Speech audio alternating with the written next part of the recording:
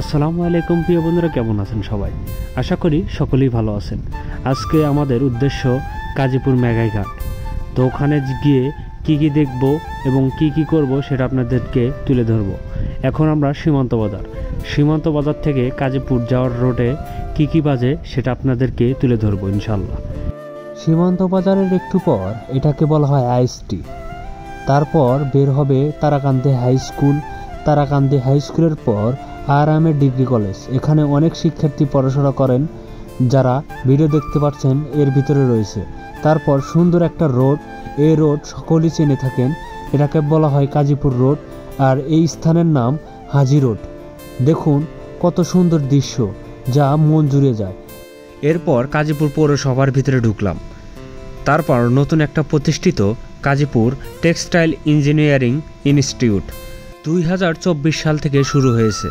এখানে যারা ইঞ্জিনিয়ারিং হতে চান বা কাজীপুরের ভিতরে পড়াশোনা করতে চান তাহলে এখানে ভর্তি হবেন। সুন্দর একটা প্রতিষ্ঠান। ঢাকা, সিরাজগঞ্জ, বগুড়া কোথাও যেতে হবে না, এখানে ভর্তি হলেই আপনাদের অনেক উপকার হবে ইনশাআল্লাহ। আমি আমার কাজীপুরকে অনেকটা ভালোবাসি, কারণ এখানে ঘোরার মতো কিছু কিছু স্থান রয়েছে যা দেখলেই মন জুড়িয়ে যায়।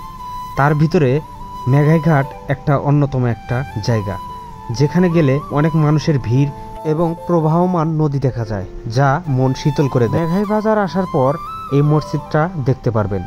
অনেক সুন্দর একটা মসজিদ, যা বাইরে থেকেই আপনারা বুঝতে পারবেন। মেঘাইঘাট যাওয়ার আগে এই রাস্তা দিয়ে হেঁটে যেতে হবে একটু।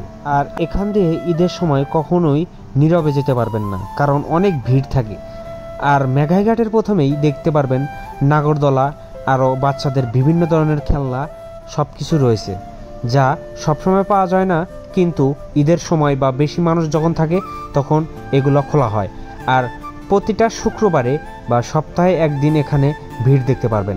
সকল শ্রেণীর মানুষ এখানে ঘুরতে আসে শুধুমাত্র মনটা ফ্রেশ করার জন্য। জায়গাটা অনেক সুন্দর এবং বিভিন্ন ধরনের মানুষ আসে, অনেক মানুষকেই দেখা যায়, যা আপনারা ইতিমধ্যে ভিডিওতে দেখতে পাচ্ছেন। পার্শ্ববর্তী কোনো চর থাকলে আপনারা সেখানে ঘুরে আসতে পারবেন। সেখানে গেলে আপনার নদী ভ্রমণটাও হলো, আপনার সব কিছুই ভালো লাগবে আর কি। আর সব সময় যাওয়া ঠিক না, কারণ এখন বর্তমান যে অবস্থায় রয়েছে পানি অনেকটাই উত্তল এবং বিপদগ্রামী, তাই এখন না যাওয়াই ভালো, কারণ নদীর পাশে আসলেই মনটা আসলে শীতল হয়ে যায়।